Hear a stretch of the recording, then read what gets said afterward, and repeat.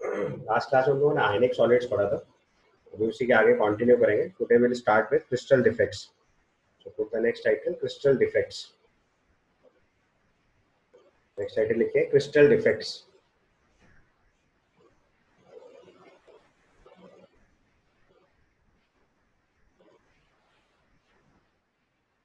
अब देखो हमारा जो क्रिस्टलाइन सॉलिड है उसमें लॉन्ग रेंज ऑर्डर्ड अरेंजमेंट होता है. तो अगर उसके परफेक्ट क्रिस्टल में कुछ भी डिस्क्रिपेंसीज क्रिएट होंगी तो that is referred as crystal defect. दो तरीके से क्रिस्टल डिफेक्ट आ सकता है. एक तो जो लेटेस्ट पॉइंट्स है अगर उन्हीं पे केवल डिफेक्ट आ रहा है या कुछ भी इम्परफेक्शन आ रहा है तो that is called point defect. और अगर डिफेक्ट पूरी लाइन में आता है तो it is referred as line defect. तो write down.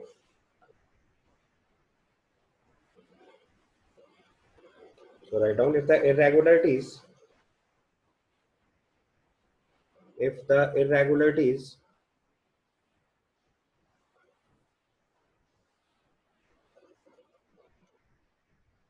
irregularities or deviation from ideal arrangement or deviation from ideal arrangement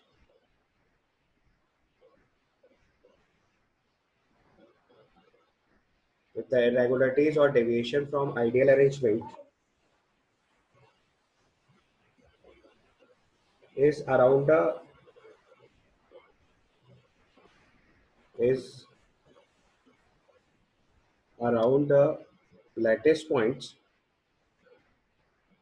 lattice point समझ रहा हूँ ना, जहाँ पे आयन से आइटम प्रेजेंट होते हैं क्रिस्टल यूनिट में. So if irregularities or deviation from ideal arrangement is around the lattice point,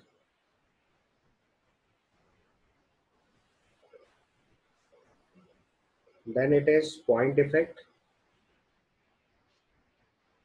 Then it is referred as point defect. And if irregularities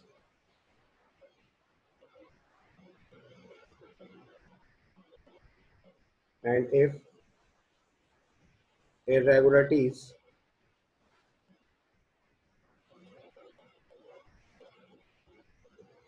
and if irregularities is in the entire row of lattice points is in the entire row of lattice points,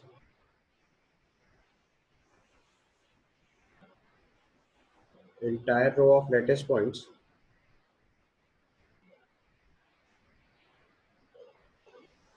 entire row of lattice points, it is line defect. Yeah, it is referred as line defect.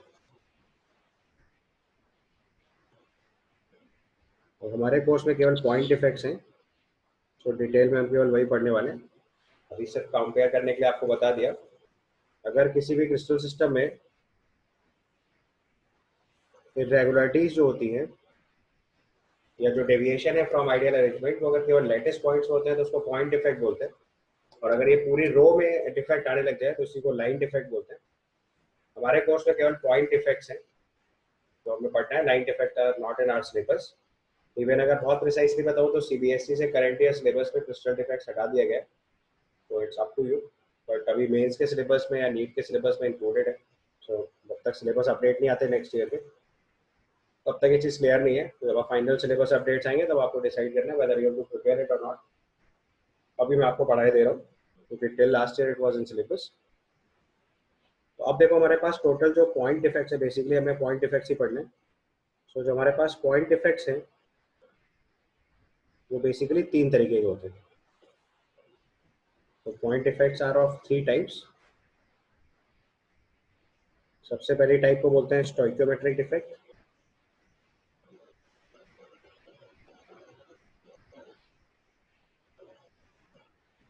दूसरा type होता है impurity defect.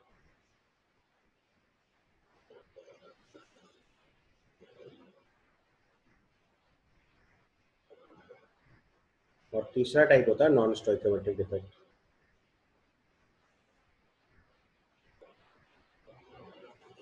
Third one is non-stoichiometric effect.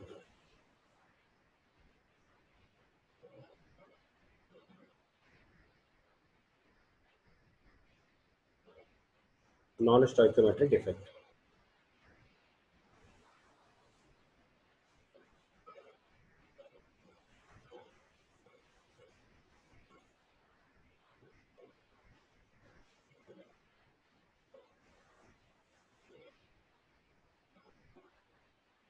तो तीन तरह के primary defects हुए, point defects हुए, stoichiometric defect, impurity defect and non stoichiometric defect.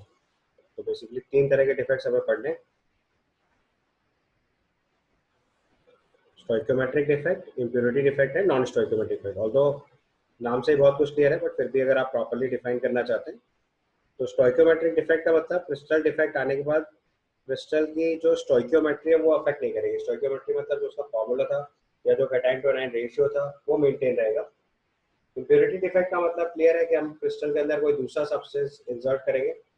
और नॉन स्टोइकियोमेट्रिक डिफेक्ट मतलब क्रिस्टल की जो अपनी क्रिस्टलाइन फॉर्मूला था या जो कैटायन टू एनायन रेशियो था वो डिस्टर्ब हो जा रहा है।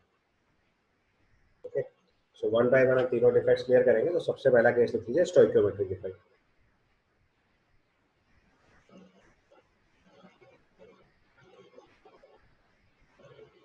स्टोइकियोमेट्रिक डिफेक्ट्स, तो चाहो तो स्टोइकियोमेट्रिक डिफेक्ट के नीचे ये बात लिख लो।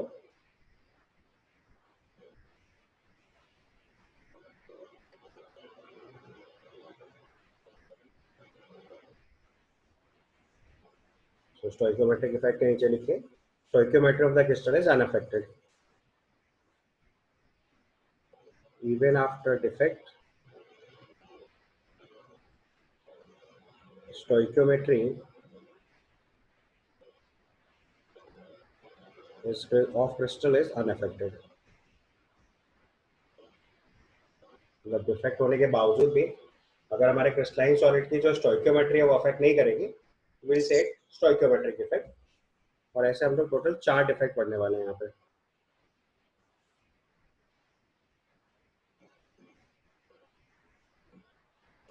First defect is called vacancy defect.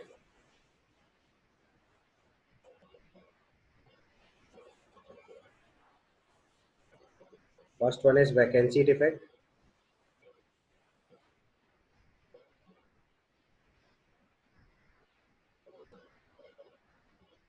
Second one is interstitial defect.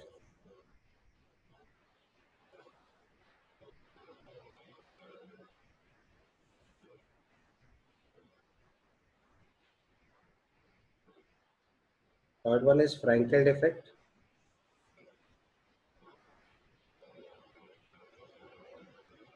And the fourth one is Schottky defect.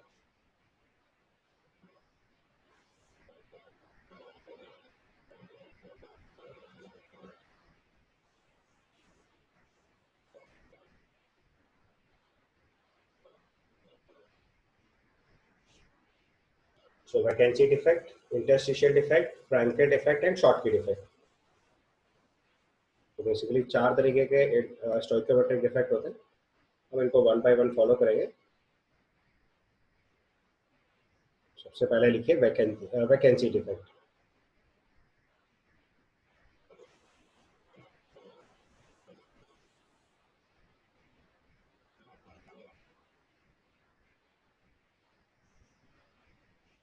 Vacancy defect, interstitial defect, Frenkel defect, Schottky defect, total 4 तरह के डिफेक्ट्स पॉसिबल है stoichiometric category में। क्योंकि stoichiometry में आपकी stoichiometry intact रहेगी crystal defect आने के बाद भी। ठीक है, अब इनके सबके जो पैरामीटर्स है वो वन बाय वन लिखना है। तो सबसे पहले लिखेंगे vacancy defect. So write down the first one, vacancy defect.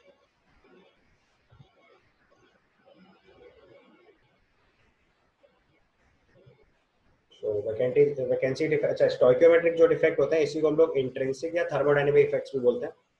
अगर आप चाहो तो इसी का एक और नाम है। Stoichiometric defects are also known as intrinsic और थर्मोडायनेमिक इफेक्ट्स। चाहो तो यहीं पे लिख लो अलग से, this is also commonly used term. So stoichiometric defect are also known as intrinsic defect,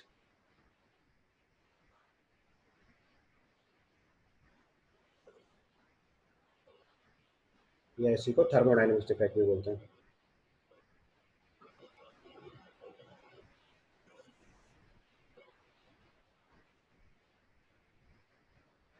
तो इंट्रिंसिक और thermodynamic defects are stoichiometric defect के दूसरे नाम है। तो स्टोइकोमेट्रिक डिफेक्ट को हम लोग इंट्रिंसिक डिफेक्ट या फिर थर्मोडायनेमिक डिफेक्ट भी बोलते हैं। ठीक है, वाले पॉइंट से स्टार्ट कर रहे हैं, that is vacancy. So first defect is vacancy defect. तो नाम से क्लियर है कि अगर हम किसी क्रिस्टल डिफेक्ट में वैकेंसी क्रिएट करते हैं, अगर किसी भी क्रिस्टल लैटिस में कोई साइड वैकेंट रह गई जहाँ पे कोई आयन या एटम प्रेजेंट नहीं है, तो उसको हम लोग बोलते हैं vacancy defect. So write down, when some of the lattice sites are vacant, when some of the lattice sites are vacant,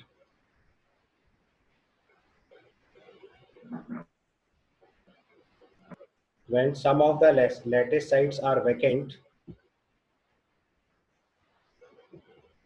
then it is vacancy defect. It is vacancy defect.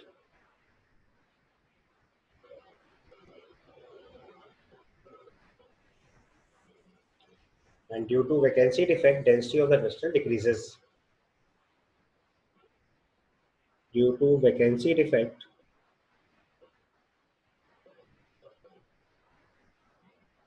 due to vacancy defect, density of the substance decreases. Density of substance decreases. This first type of defect. Second type is interstitial defect. So right on the next step, interstitial defect.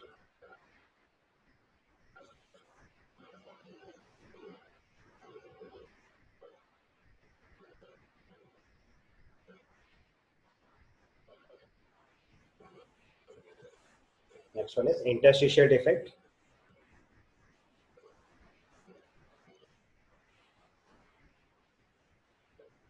So write down, when some constituent atoms or ions occupies the interstitial site,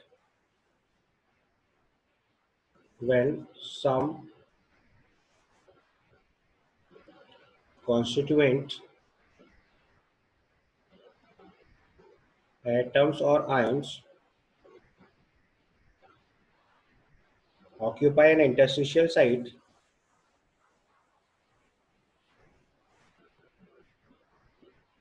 occupy an interstitial site,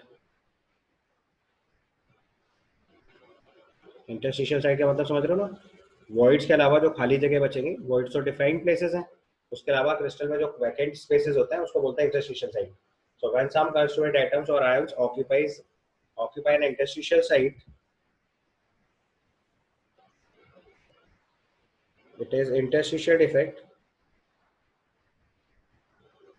It is interstitial defect.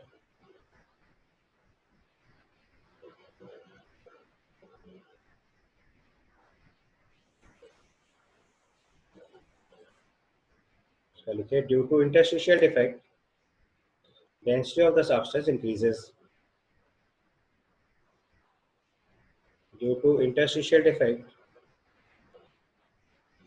density of the substance increases. Density of substance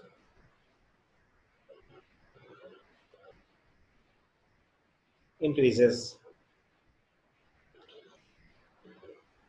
ठीक है, तो vacancy defect की वजह से density decrease करेगी, interstitial defect की वजह से वैकेंसी इंक्रीज करेगी। ये तो जनरल टर्म हुए। जो एक्चुअल डिफेक्ट क्रिस्टल्स के अंदर नोटिस में आते हैं वो दो है, एक फ्रैंकल डिफेक्ट है और एक शॉर्टकी डिफेक्ट है। तो बेसिकली हमें वो दो पढ़ना है। उसी का ब्रीफ आइडिया देने के लिए पहले मैंने आपको दो डिफेक्ट बताए, vacancy defect and interstitial defects. Write down, in ionic crystals, in ionic crystals, practically two types of defects are observed.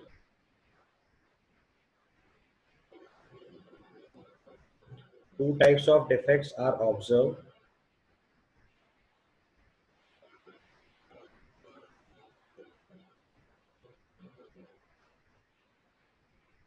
उसमें सबसे पहली कैटेगरी है Frenkel defect,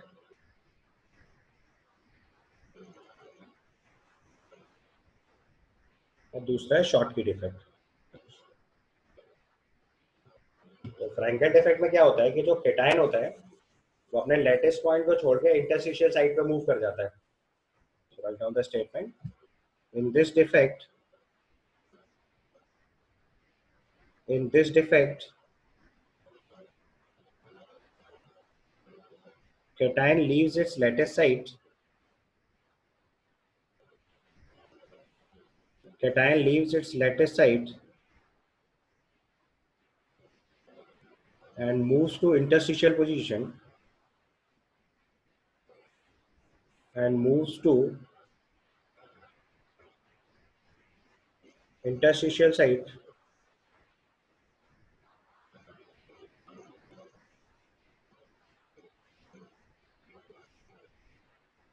and moves to interstitial site.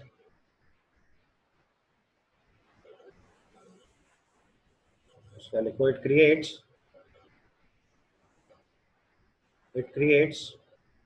vacancy defect. It creates vacancy defect at its original site. It creates vacancy defect at its original site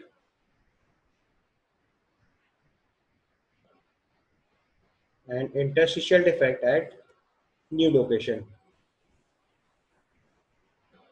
And interstitial defect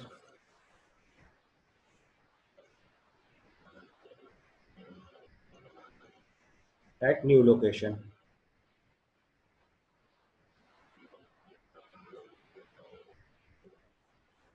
Okay. So in this defect, cation leaves its lattice site and moves to interstitial site. It creates vacancy defect at its original site and interstitial defect at new location. ठीक है, अब देखो कैसे होता है, जरा defect समझना है आपको। सो लेट से हमारे पास एक क्रिस्टलाइन अरेंजमेंट है A plus B minus A plus B minus,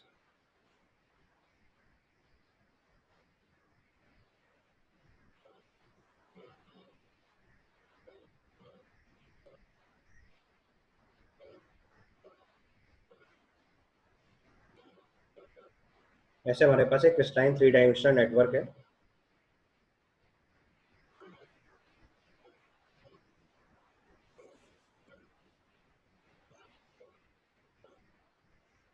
तो अब इस नेटवर्क में देखो, मैंने बताया कि कैटायन ने अपनी साइड को छोड़ा। सो लेट्स से कैटायन ने अपनी एक्चुअल साइड को छोड़ दिया, यहाँ वैकेंसी क्रिएट करी और ये इंटरस्टिशियल साइड पे मूव कर गया। तो देखो एक जगह वैकेंसी क्रिएट हुई है और एक जगह इंटरस्टिशियल डिफेक्ट क्रिएट हो गया। दूसरा लोकेशन जैसे नोटिस करें, यहाँ से जैसे सपोज करो A प्लस हटा और ये अपने इंटरस्टिशियल साइड में चला गया, उसको बोलते हैं फ्रैंकल डिफेक्ट। समझ आया? तो एक जगह देखो वैकेंसी क्रिएट हुई है और एक जगह इंटरस्टिशियल पोजीशन ऑक्यूपाई हुई है। यहाँ पे vacancy as well as interstitial दोनों डिफेक्ट एक साथ क्रिएट हुए।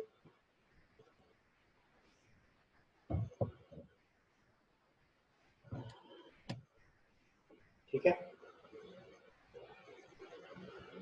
तो अगर आप चाहो तो इसे मार्क कर लो। ये लोकेशन आपके लिए वैकेंसी हो गई,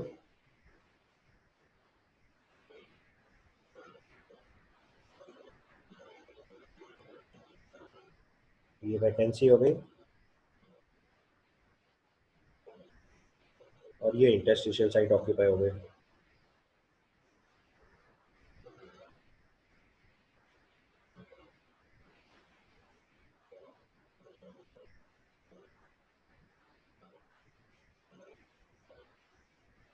दोनों डिफेक्ट एक साथ क्रिएट हो रहे हैं। समझ आया? तो भी देखिए इंटरस्टिशियल डिफेक्ट क्रिएट हो रहा है। ओके, इसी को कभी कभी एक और टर्म बोलते हैं, this is also referred as dislocation defect. ये पॉइंट अलग से लिख लीजिए, फ्रैंकल डिफेक्ट, डिसलोकेशन डिफेक्ट भी बोलते हैं।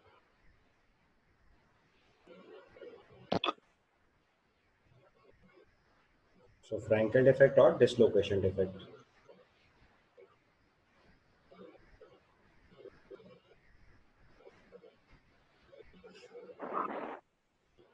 Clear?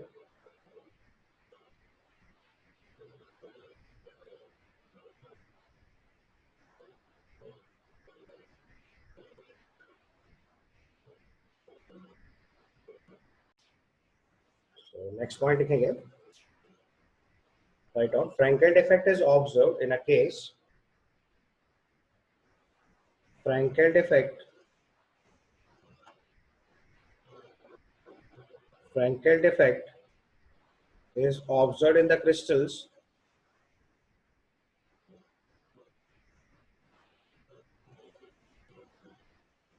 Frankel defect is observed in Sir, crystals. Yes. sir, Frankel defect is observed in the crystals. Frankel defect is observed in the crystals where size of cation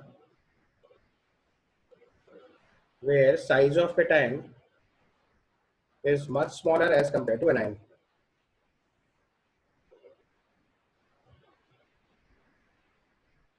यानी कि cation और anion के size में बहुत बड़ा difference जब आएगा तभी फ्रैंकल डिफेक्ट नोटिस में आता है.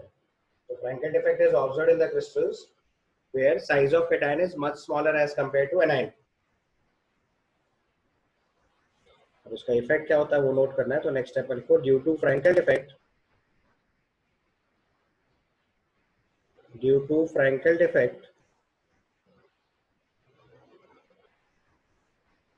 to Frankel defect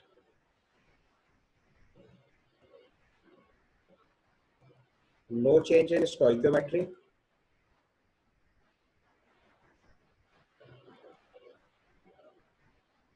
electrical neutrality,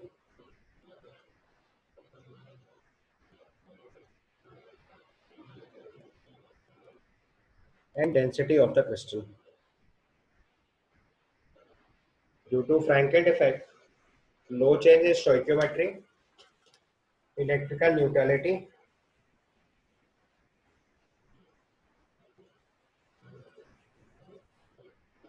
and density of the crystal. मतलब अगर फ्रैंकल डिफेक्ट नोटिस में आएगा तो उससे वैकेंसी और इंटरस्टिशियल डिफेक्ट दोनों नोटिस में आएंगे. बट इसकी वजह से ना तो स्टोइकियोमेट्री चेंज होती है, ना इलेक्ट्रिकल न्यूट्रलिटी चेंज होती है, और ना ही डेंसिटी चेंज होती है. और इस पे टिपिकल एग्जांपल्स लिख लीजिए क्योंकि मोस्टली क्वेश्चन इसी में आता है. ऑल्दो प्रॉपर्टी से भी क्वेश्चन आते हैं, डिपेंड करता है. अगर इसके एग्जांपल्स लिखने हैं तो Frenkel defect commonly observed in zinc sulphide crystal, silver chloride crystal, silver bromide crystal, silver iodide crystal.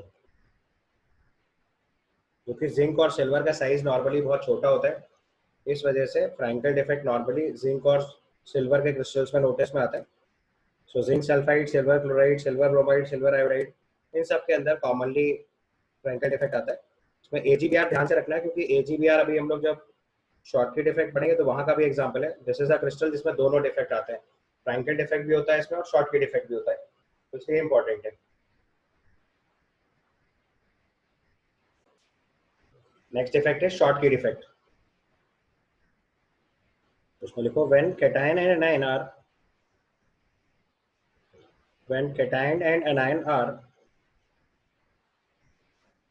missing from their lattice points, when cation and anion are missing from their lattice point,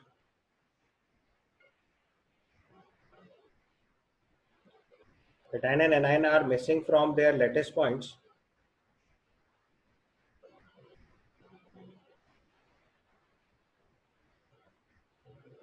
when cation and anion are missing from their lattice points, maintaining electrical neutrality,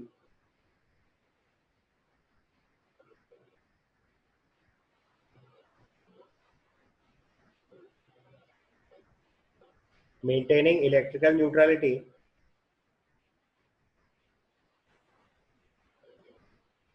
it is Schottky defect.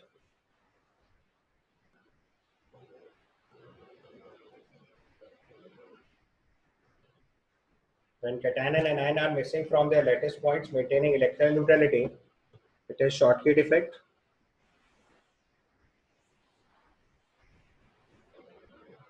It is Schottky defect.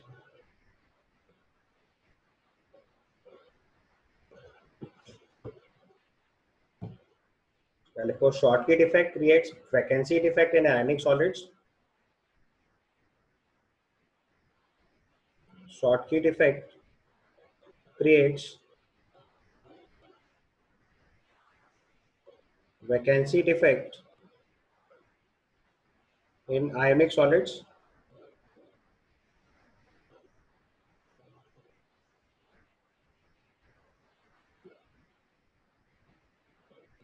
उसके बाद लिखो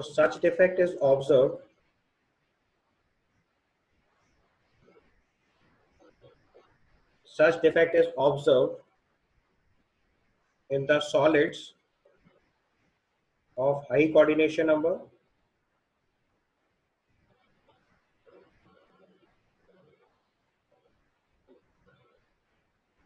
such defect is observed in the solids of high coordination number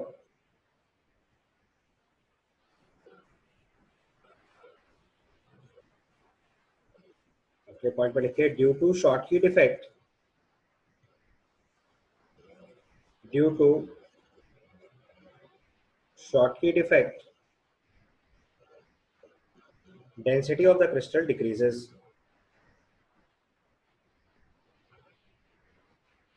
Density of the crystal decreases.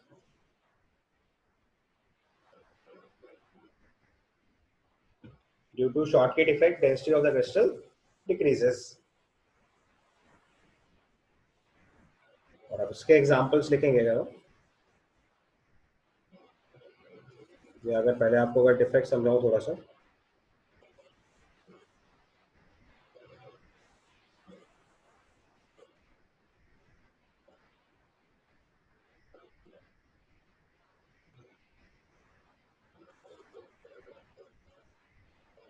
तो जैसे हमारे पास ये एक perfect crystal है उसमें क्या हुआ यहाँ से कैटाइन मिसिंग हुआ यहाँ से एनाइन मिसिंग हुआ ये कैटाइन मिसिंग है और ये एनाइन मिसिंग है तो यहाँ पे वैकेंसी क्रिएट हो गई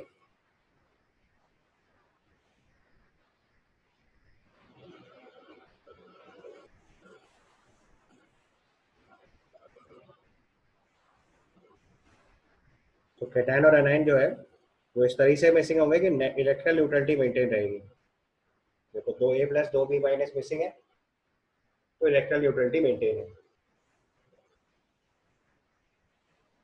ठीक है और ध्यान से देखो यहाँ पे तो ये चीज क्रिएट कर रहा है वैकेंसी डिफेक्ट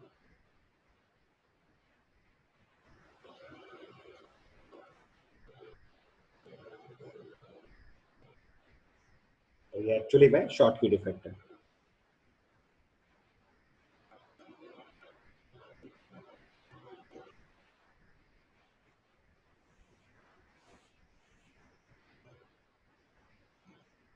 ठीक है अब इस केस के अगर एग्जांपल्स लिखने हैं आपको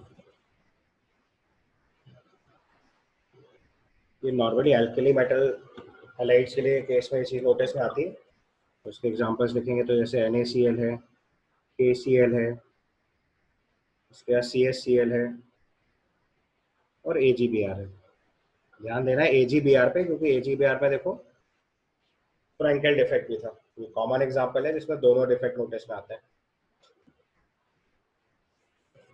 तो कई बार ये क्वेश्चन पूछा जाता है the substance which shows both Schottky and Frenkel defect उसका आंसर होता है AgBr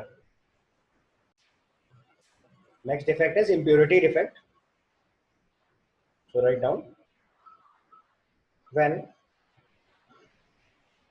impurity is added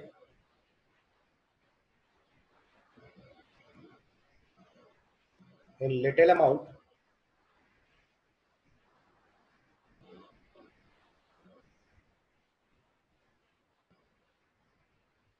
in the molten form of the substance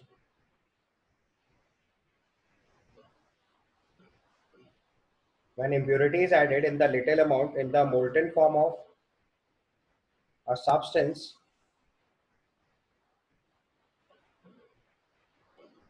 and then crystallized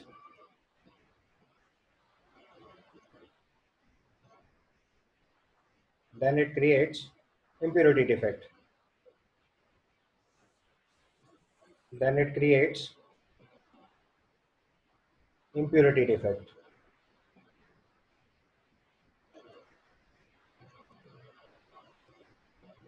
Then it creates impurity defect.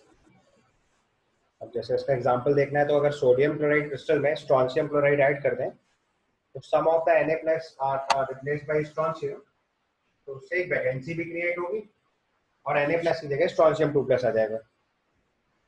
This is called impurity defect. तो आप जैसे देखो हमारे पास ये A+B- का क्रिस्टल है, इसमें हमने किसी जगह से A+ को हटा के इसमें एक इम्प्योरिटी डाली C2+. लेट्स से तो C2+ पे डबल पॉजिटिव चार्ज है, तो ये 2A+ की जगह पे आएगा.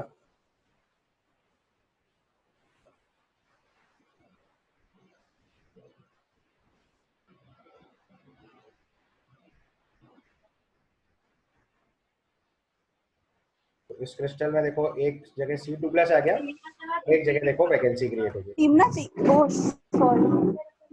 This is the place where vacancy is created.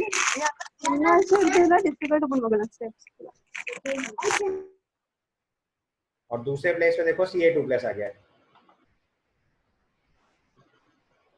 हमने 2A+ हटाए और एक C2+ क्रिएट किया और एक वैकेंसी क्रिएट हुई. तो देखो यहाँ पे एक तो वैकेंसी आ गई.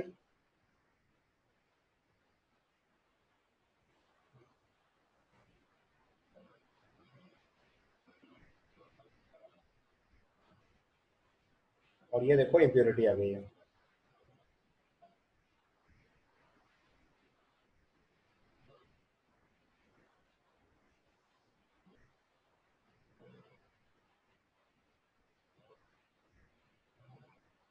तो उसको बोलेंगे impurity defect.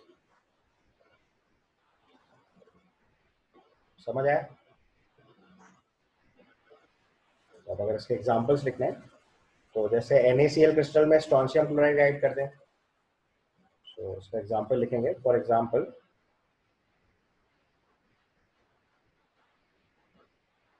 in NaCl impurity of strontium chloride.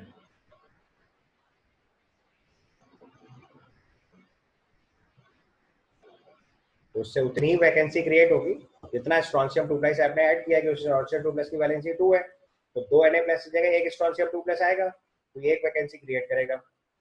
So it creates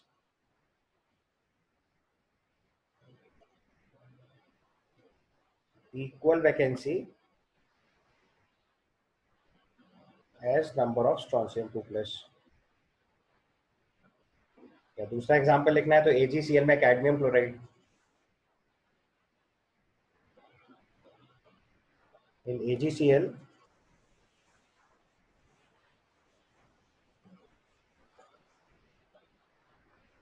impurity of cadmium chloride, इससे भी वैकेंसी जो क्रिएट होगी वो जितने Cu2+ होंगे उतनी वैकेंसी क्रिएट होगी. So it also creates equal vacancy as number of cadmium 2+. समझ आया? तो आप NaCl क्रिस्टल में अगर स्ट्रोंशियम क्लोराइड को इम्प्योरिटी की तरह ऐड करोगे तो strontium valency is 2+, Na+ valency is +1. तो in place of 2 Na+, 1 strontium 2+ will occupy a position. तो एक पोजीशन पे स्ट्रोंशियम 2+ आएगा और एक वैकेंसी क्रिएट होगी. तो जितने स्ट्रोंशियम 2+ आप ऐड करोगे उतनी वैकेंसी क्रिएट हो जाएगी. सिमिलरली इन AgCl Ag+ पे +1 वैलेंसी और Cd2+ पे 2+ वैलेंसी है, तो 2 Ag+ हटेंगे और एक Cd2+ आ जाएगा. तो एक जगह तो Cd2+ आ गया और एक जगह वैकेंसी क्रिएट होगी. तो जितने Cd2+ आपने ऐड करे उतनी वैकेंसी क्रिएट हो जाएगी. ठीक है? इसका next defect is non stoichiometric defect.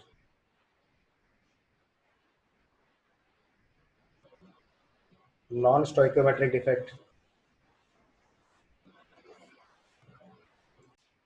Next type of defect is non stoichiometric defect. तो नॉन स्टोइकियोमेट्रिक डिफेक्ट दो तरीके से होता है, एक मेटल एक्सेस डिफेक्ट और एक metal deficiency defect. It is of two types. First one is metal excess defect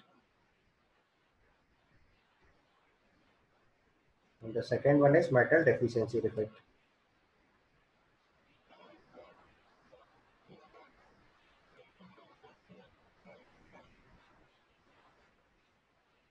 Metal excess defect and metal deficiency defect.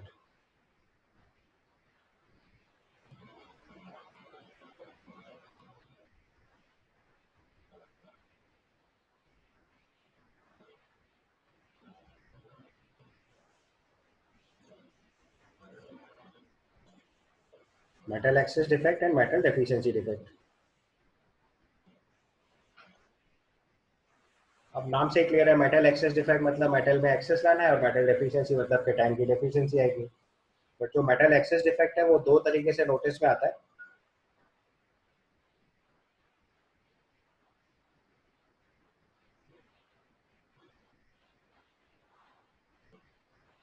The first one is metal excess defect due to anionic vacancies.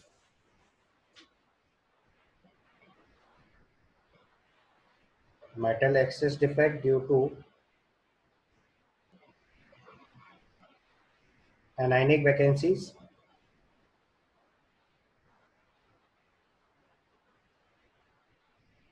और दूसरा तरीका होता है metal excess defect due to presence of extra cation.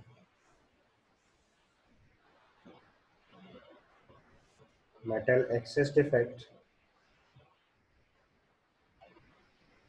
Due to presence of extra cation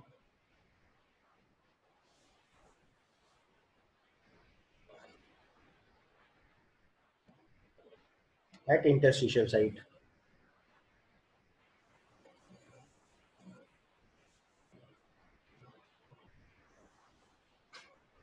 Metal excess defect due to presence of extra cation at interstitial site.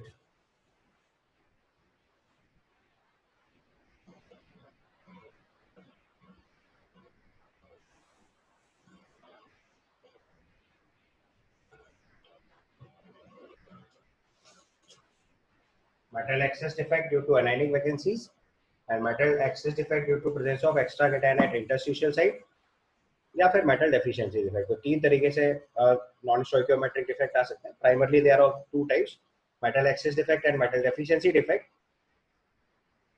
और metal excess defect दो तरीके से notice में आ सकता है। तो देखो इस केस में क्या होता है कि जैसे कॉमनली एक जो इस तरह का डिफेक्ट है वो एल्कली मेटल हैलाइड्स के साथ होता है, NaCl, KCl, LiCl, इनमें चीज नोटिस में आती है। तो जैसे सोडियम क्लोराइड क्रिस्टल है और उसके ऊपर आपने सोडियम वेपर पास करी, तो जब आपने सोडियम वेपर पास करी तो जिसमें A+ चार्ज है, तो उसका जो B- आयन है वो मूव करके सरफेस पे जाके सॉल्ट बना दे और यहाँ वैकेंसी क्रिएट करके इलेक्ट्रॉन आ जाए। तो जो एनाइनिक साइट है वह वैकेंसी क्रिएट हुई और वहाँ पे करस्पॉन्डिंग इलेक्ट्रॉन प्रेजेंट है। तो जैसे एग्जांपल से समझाऊं, जैसे सोडियम क्लोराइड क्रिस्टल है और उसके ऊपर आपने सोडियम वेपर पास करी, तो क्रिस्टल में से क्लोराइड आयन मूव करके सरफेस पे आया, Na+ से रिएक्ट करा, तो सोडियम से Na+ बना, तो एक इलेक्ट्रॉन वहाँ पे लॉस हुआ। वो इलेक्ट्रॉन मूव करके लैटिस साइड पे चला गया और सरफेस पे सोडियम क्लोराइड फॉर्म हो गया। तो जो इलेक्ट्रॉन पहुंचा नीचे अंदर पे, वहाँ वैकेंसी क्रिएट हो चुकी है। तो इसको टेक्निकल टर्म में बोलते हैं F सेंटर, जो कि कलर्स के लिए रिस्पॉन्सिबल होता है। तो यहाँ पे जहाँ पे लेटेस्ट पॉइंट पे इलेक्ट्रॉन आ गया, उसको हम लोग टेक्निकल टर्म में बोलते हैं F centre, and this is responsible for the colours in the crystal.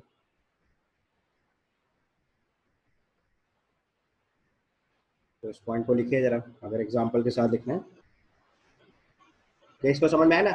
जैसे A+B- का लैटिस है, तो इस A+B- लैटिस में से B- मूव करके सरफेस की तरफ गया और B- जब सरफेस की तरफ पहुंचा तो वो A से रिएक्ट करके AB बना लिया और A का इलेक्ट्रॉन मूव होकर नीचे आ गया। This is called metal excess defect due to anionic vacancies. तो उसमें ध्यान से देखो, A+ और B- के रिस्पेक्ट में A+ ज्यादा दिख रहा है, तो उसको बोलेंगे metal excess defect due to anionic vacancies. तो उसको जरा नोट करिए सबसे पहले पॉइंट बाय पॉइंट। तो right down when crystal of sodium chloride is heated, when crystal of sodium chloride, अगर एग्जांपल के साथ लिखना है तो मैं एग्जांपल से समझा रहा हूँ। So when crystal of sodium chloride is heated, In the atmosphere of sodium vapor,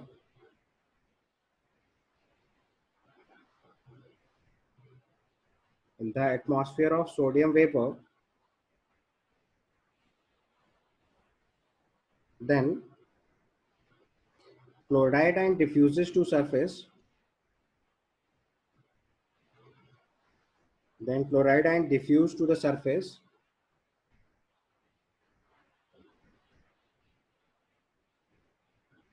Diffuse to surface, reacts with sodium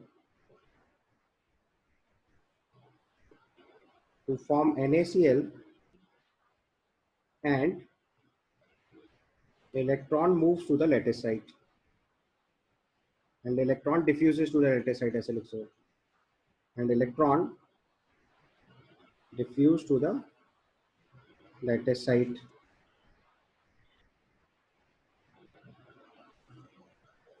Electron diffuse to the lattice site.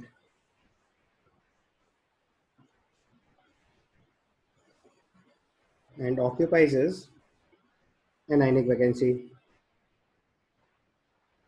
And occupy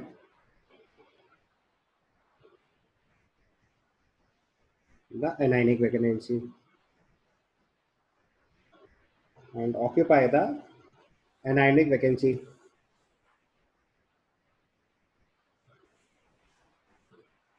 Such electron is referred as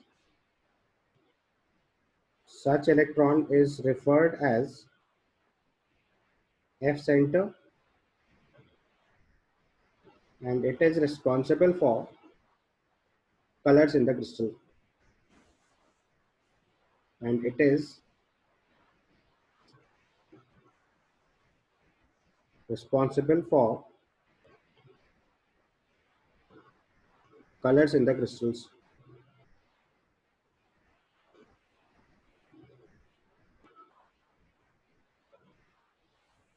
तो जो electron move करके lettuce side पे पहुंचा उसको हम लोग F centre बोलते हैं. और ये जो एफ सेंटर होता है ये क्रिस्टल्स में कलर्स के लिए रिस्पॉन्सिबल होता है.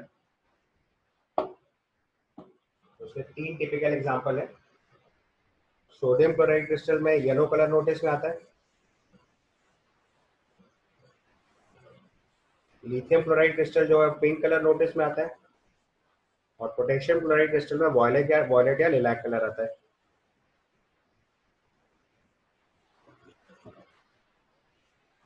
ठीक है, तो उसके एग्जांपल्स लिखेंगे क्योंकि मेजर केस में यही क्वेश्चन आता है.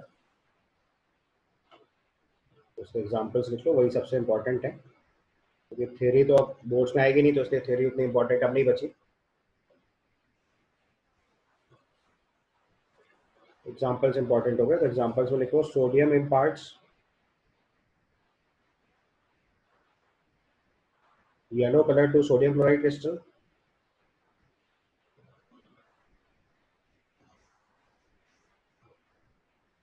Sodium imparts yellow color to sodium chloride crystal.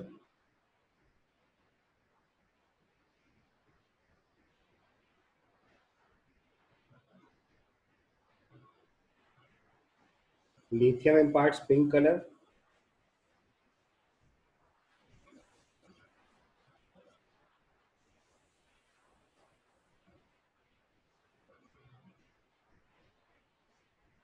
Lithium imparts pink color to LiCl crystal. इसमें मोस्टली क्वेश्चन ऐसे ही आता है. If sodium vapor is passed over NaCl crystal, it becomes yellow. It is because of, तो उसका answer लिखना पड़ेगा metal axis defect due to anionic vacancies. So lithium imparts pink color to LiCl crystal.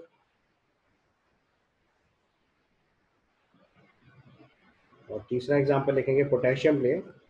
Potassium imparts violet, या इसी को lilac बोलते हैं. Lilac color to KCl crystal.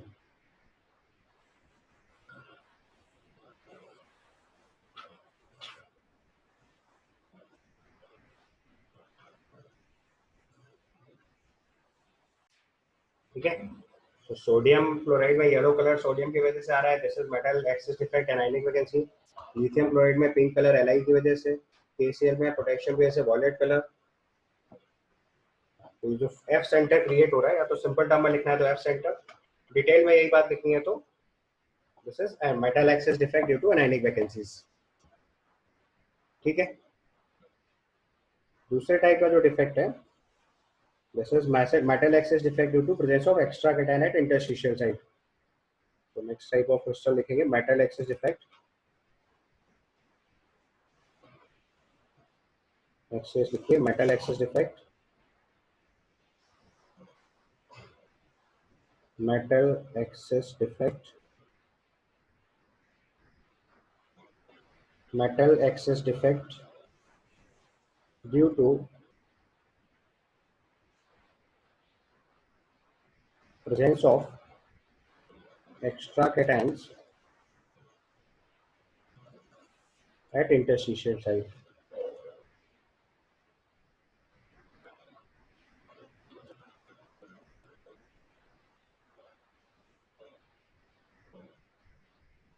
तो ऐसा होता है हमारे लिए जिंक ऑक्साइड के क्रिस्टल में।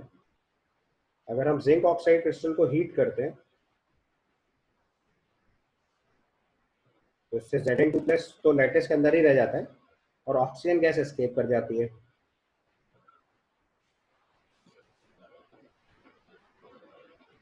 और जो करस्पॉन्डिंग इलेक्ट्रॉन्स हुए वो लैटिस पॉइंट्स पर प्रेजेंट होते हैं, जिसकी वजह से इसका कलर चेंज हो जाता है। तो जो मैजिशियंस कई बार इसे यूज करते हैं, जिंक ऑक्साइड अगर कोल्ड कंडीशन में होता है तो व्हाइट कलर का होता है और हॉट कंडीशन में ये येलो कलर का होता है। तो क्रिस्टल अपना कलर केवल हीट से चेंज कर देता है। तो मैजिशियंस इसको बहुत कॉमनली यूज करते हैं क्योंकि टेम्परेचर के साथ इसका कलर चेंज हो जाता है। और कलर चेंज होने का प्राइमरी रीजन क्या है कि जो ऑक्सीजन है वो तो लैटिस से एस्केप कर चुकी है और जो जिंक है वो मूव करके इंटरस्टिशियल साइट पे आ गया है।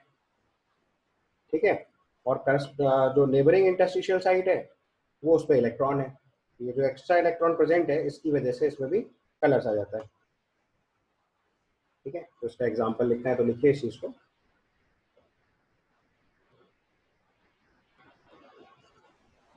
तो write down on heating zinc oxide,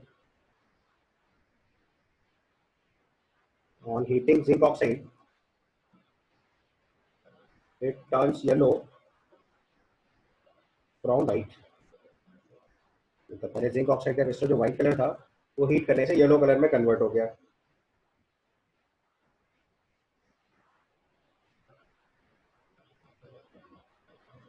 ठीक है, क्यों हुआ? वो ऊपर वाला प्रोसेस फॉलो हुआ। तो write down in this process, in this process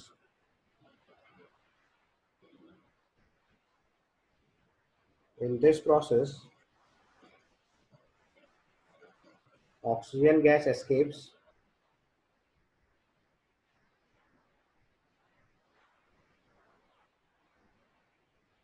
and extra Zn2 plus moves to interstitial site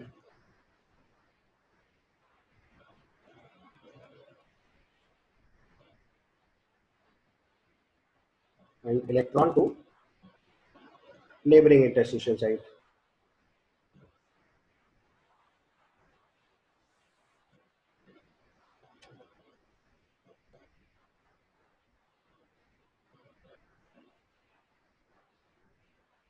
ये आपका metal excess defect due to extra cations in the interstitial site हो गया।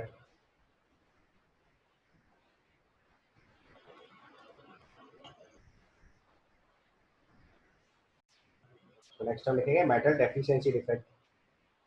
तो नाम से क्लियर है यहाँ मेटल शॉर्ट हो रहा है, तो उसके इसको लिखो when in a crystal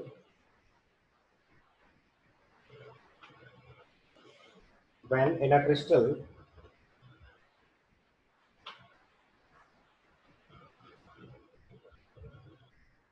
cation of lower valency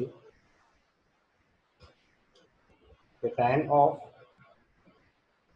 lower valency is replaced by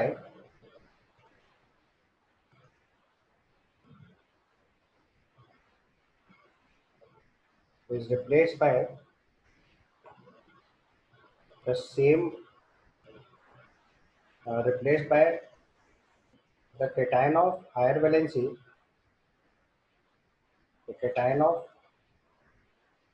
higher valency of same element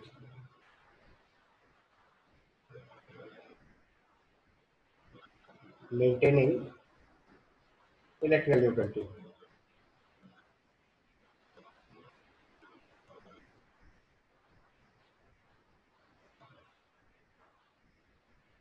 It is metal deficiency defect.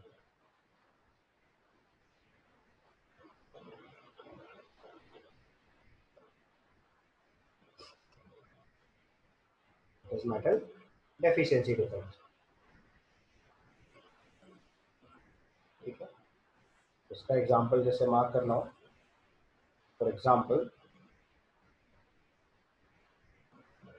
Fe.93O,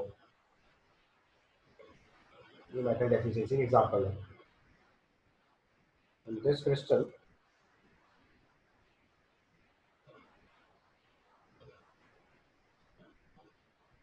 Fe2 plus and Fe3 plus are present. Actual crystal में FeO बनना चाहिए था, but Fe2 plus की जगह Fe3 plus आ जाएगा, तो क्या होगा, वैकेंसी क्रिएट करेगा. यहाँ पे लॉजिक क्या लगेगा, instead of 3Fe2 plus 2Fe3 plus are present in the crystal.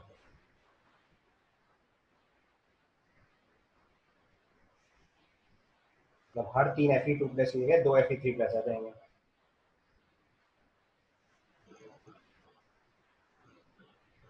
और एक वैकेंसी क्रिएट करेगा.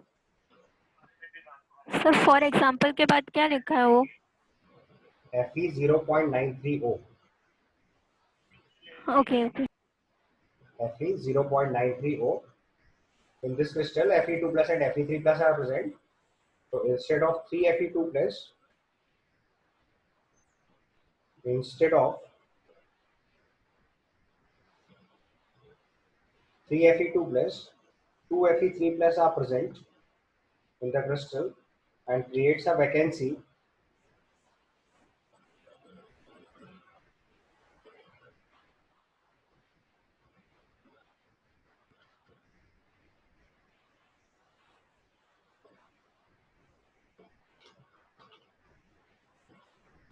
तो मेटल देखो अपने आप शॉर्ट हो गया, एक मेटल वाली जगह पे खाली जगह नोटिस में आ रही होगी, तो it is metal deficiency defect.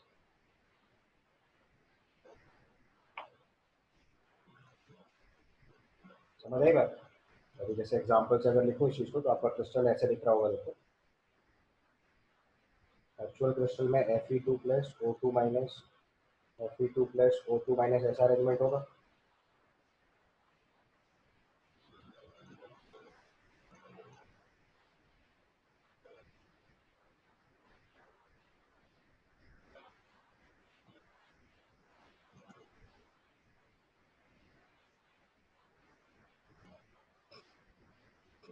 अगर ऐसा क्रिस्टल होता तो स्टोइकियोमेट्री मेंटेन होती.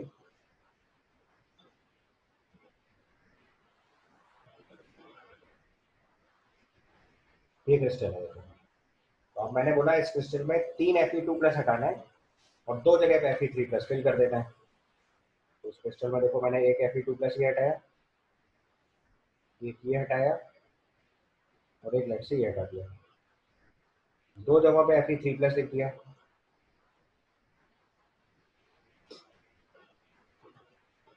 और एक जगह देखो वैकेंसी क्रिएट होगी.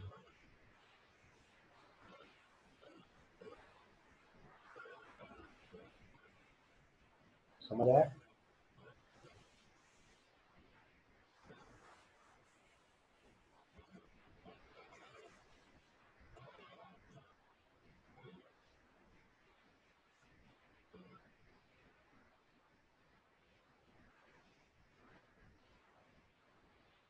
तो मेटल डेफिशिएंसी क्रिएट हो रही है.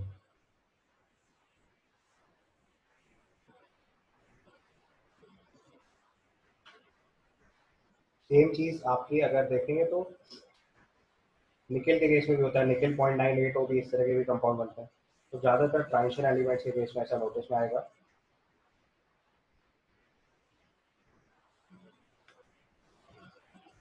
समझ आएगा? इसी का एक और एग्जांपल भी ले सकते हो।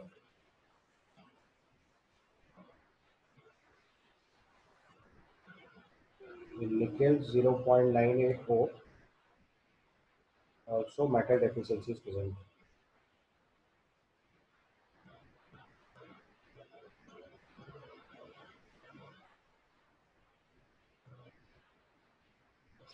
तो जहाँ भी इस तरीके के फॉर्मूले मिलेंगे वहाँ आपको आसानी से समझ आएगा यहाँ पे मेटल डेफिशिएंसी डिफेक्ट है।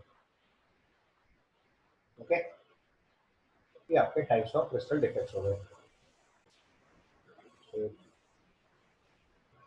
The last part of this chapter हमें दो चीजें और पढ़नी है, electrical and magnetic properties of the solids.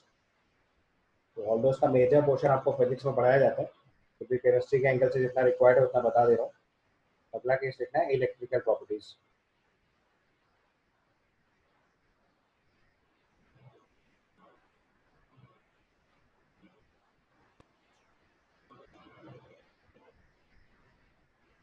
So electrical properties के बेसिस पे हमारे जो सॉलिड्स है वो तीन कैटेगरी के होते हैं, conductors, insulators and semiconductors. So based on electrical properties,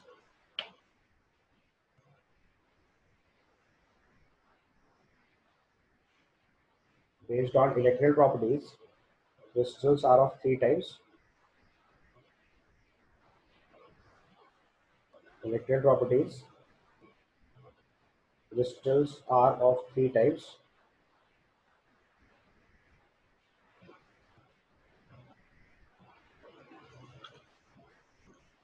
Based on the electrical properties, crystals are of three types: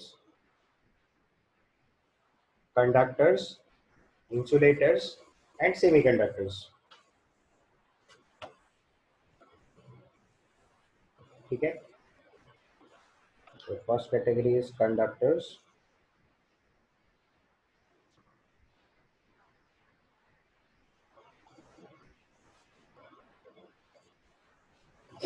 second category is insulators,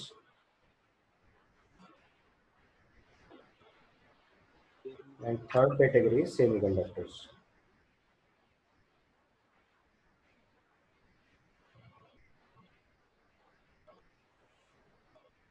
तो जो कंडक्टर्स होते हैं इनकी इलेक्ट्रिकल कंडक्टिविटी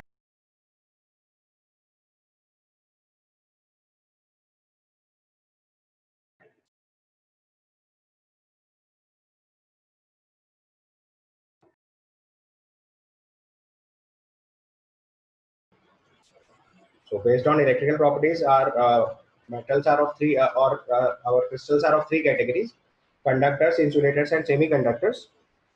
तो उनकी इलेक्ट्रिकल कंडक्टिविटी रेंज लिख लेना है, क्योंकि मेजरली क्वेश्चन वही आता है। तो कंडक्टर्स के केस में जो कंडक्टिविटी रेंज होती है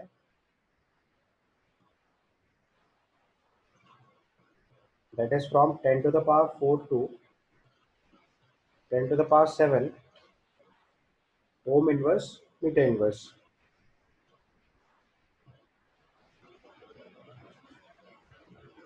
और इनके केस में जो बैंड्स होते हैं वो या तो पार्शियली फिल्ड होते हैं या ओवरलैपिंग होते हैं। अगले पॉइंट में लिख लीजिए, valence band and conduction band are overlapping. Valence band and conduction band are overlapping.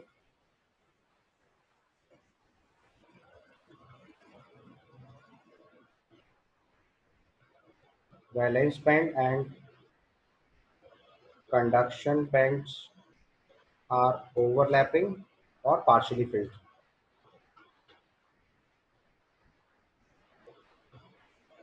Are overlapping or partially filled.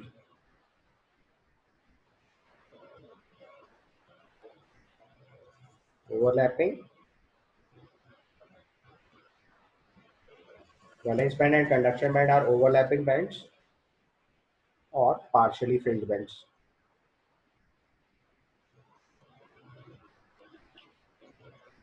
इसलिए इलेक्ट्रॉन वैलेंस बैंड से कंडक्शन बैंड में आसानी से चला जाता है और इलेक्ट्रिसिटी कंडक्ट हो जाती है। तो जो कंडक्टर्स होते हैं उनकी conductivity range 10 to the power 4 से लेके 10 to the power 7 ohm inverse metre inverse की रेंज में होती है। और उनका वैलेंस बैंड जो है कंडक्शन बैंड के साथ या तो ओवरलैपिंग होता है या पार्शली फिल्ड होता है, जिसकी वजह से इलेक्ट्रॉन आसानी से वैलेंस बैंड से कंडक्शन बैंड में और कंडक्शन बैंड से वैलेंस बैंड में ट्रांसफर हो जाता है। ठीक है, that's why they are good conductors. Second category is insulator. Insulators के लिए जो कंडक्टिविटी रेंज होती है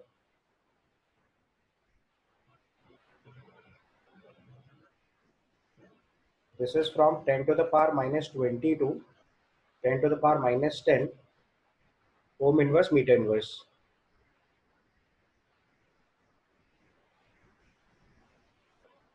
और इनमें जो है वैलेंस बैंड और कंडक्शन बैंड की एनर्जी में सिग्निफिकेंट गैप होता है।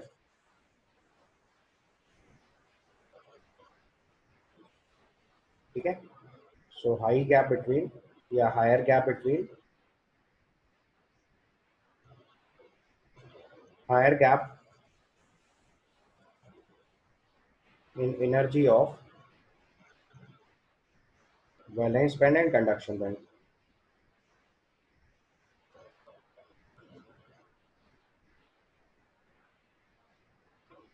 So higher gap in energy of valence band and conduction band। So, तीसरे कैटेगरी का जो सब्सटेंस है this is called semi conductors. तो इसकी रेंज होती है 10 टू द पावर माइनस 6 से लेकर 10 टू द पावर माइनस 4 तक, 10 टू द पावर 4 तक। तो उसकी कंडक्टिविटी रेंज लिखो। स्टैंडर्ड सवाल आता है, बिल्कुल थ्योरेटिकल क्वेश्चन होता है। अगर सिलेबस में रहा तो एग्जैक्टली थ्योरेटिकल क्वेश्चंस आते हैं, या तो कंडक्टिविटी की रेंज पूछते हैं या वैलेंस बैंड का और कंडक्शन बैंड के बीच का एनर्जी गैप पूछते हैं। तो कंडक्टर्स में वो पार्शली फिल्ड होते हैं या ओवरलैपिंग होते हैं, इंसुलेटर्स में बहुत बड़ा गैप होता है, और सेमी कंडक्टर्स में पार्शियल गैप या स्मॉल गैप होता है, जो कि हाई टेम्परेचर के साथ कवर किया जा सकता है। सो कंडक्टिविटी रेंज होती है 10 to the power minus 6 to 10 to the power 4 ohm inverse metre inverse. और इनके केस में जो होता है स्मॉल एनर्जी गैप होता है between conduction band and valence band. So small energy gap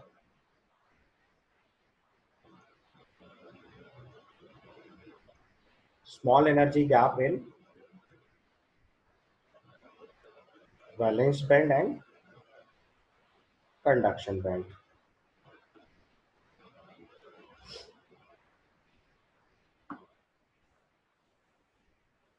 ठीक है, तो ये हाई टेम्परेचर पे जो है वो इलेक्ट्रिसिटी कंडक्ट कर सकते हैं।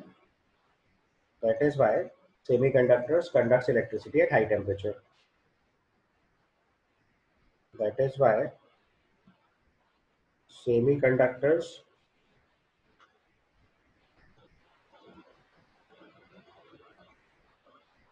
conducts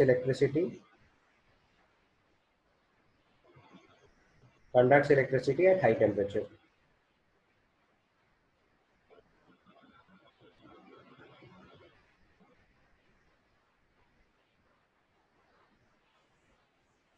ठीक है, small energy gap in valence band and conduction band, that is why semiconductors conducts electricity at high temperature।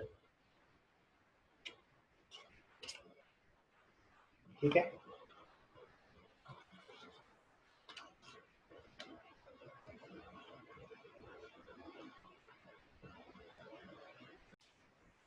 तो उसमें देखो जो कंडक्टर्स है उनके केस में देखो या तो पार्शियली फिल्ड बैंड है, या देखो ये ओवरलैपिंग एरिया आ रहा है जहाँ पे वैलेंस बैंड और कंडक्शन बैंड ओवरलैप कर रहे हैं। इंसुलेटर्स के केस में देखो जो फील्ड बैंड है वो कंडक्शन बैंड है और वो वैलेंस बैंड है, और जो एम्प्टी बैंड है वो कंडक्शन बैंड है, और इनके बीच में देखो अच्छा खासा एनर्जी गैप है, इसको हम लोग फॉरबिडन एनर्जी जोन बोलते हैं। और सेमी कंडक्टर्स के बीच में देखो ये कंडक्शन बैंड फील्ड है और empty sorry valence band field है और कंडक्शन बैंड एम्प्टी है, और इनके बीच में देखो स्मॉल एनर्जी गैप है। तो अगर कंडक्शन बैंड और वैलेंस बैंड में स्मॉल एनर्जी गैप होता है तो उसको सेमी कंडक्टर बोलते हैं, लार्ज गैप होता है तो इंसुलेटर होता है, पार्शियली फिल्ड या इनकम्प्लीट बैंड होते हैं तो कंडक्टर्स की कैटेगरी होती है या मेटल्स की कैटेगरी होती है। ओके, कंडक्टर्स के केस में पार्शियली फिल्ड बैंड या ओवरलैपिंग बैंड्स होते हैं। इंसुलेटर्स के केस में कंडक्शन बैंड और वैलेंस बैंड के बीच में सिग्निफिकेंट एनर्जी गैप होता है, जिसको हम लोग फॉरवर्डिंग एनर्जी जोन या लार्ज एनर्जी गैप बोलते हैं। और सेमीकंडक्टर्स के केस में स्मॉल एनर्जी गैप होता है, इसमें कंडक्शन बैंड और वैलेंस बैंड के बीच में। कंडक्शन बैंड एम्प्टी होता है, वैलेंस बैंड में इलेक्ट्रॉन होते हैं, टेम्परेचर हायर करेंगे तो इलेक्ट्रॉन वैलेंस बैंड से कंडक्शन बैंड में आसानी से मूव कर जाएगा, इसलिए सेमीकंडक्टर्स में हाई टेम्परेचर पर इलेक्ट्रिसिटी कंडक्ट हो सकती है, जो कि इंसुलेटर्स के केस में पॉसिबल नहीं है क्योंकि गैप बहुत बड़ा होता है। ओके